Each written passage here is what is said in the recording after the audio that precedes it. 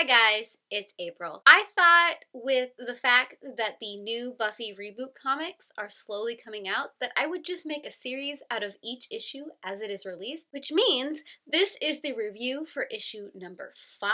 There will be spoilers for all of the issues before this, but I will try to keep it a little bit spoiler free for just this issue. Otherwise, there are going to be a lot of spoilers because let's be honest, there isn't a lot of pages in this. Issue 5 of the Buffy reboot comic follows the repercussions of everything that happened to Xander because of all of the things in issue 4. This one definitely starts to take a deeper turn because of how they are handling everything that is going on in that situation. Part of me is a little concerned that it's changing some of the vampire lore that was established in the first series. It's adding a little more and it's kind of flipping some of it on its head. The other thing that I want to make note of this issue, the first thing that I noticed that drove me nuts is the illustration style. It changed. At first, I wasn't entirely sure, but now I am very, very sure that it's changed. Their eyeballs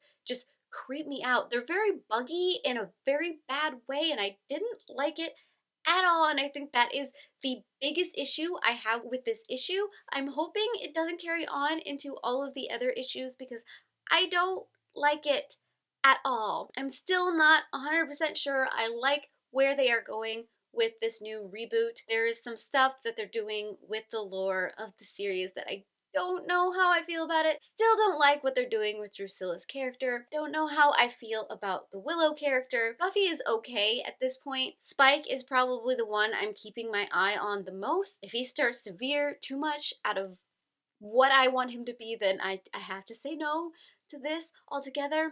And the other thing I have to note is that in the middle of this issue, it referenced things that happened in the short story for Free Comic Book Day. Did not realize that that was going to happen. And me, as a completionist, this is why I find it really hard to get into comic series when they cross-pollinate like crazy like that. And I just don't know how to follow the story or the series, which is usually why I'm not big into the comic world. It's because I have to figure out how the story interweaves, what I have to pick up to know what I need to know, because I like to know absolutely everything.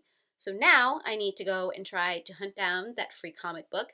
I didn't think I was going to need it. Apparently I do, but the fact that it is a little segment that takes place in the middle of this issue bugs me a little bit since that came out nearly a month ago. Time is doing a little bit of a wibbly wobbly thing. So overall, I really am not a huge fan of this issue, mainly because of the artwork. Don't like it at all. I feel bad about saying that, but it really creeped me out, not in a good way.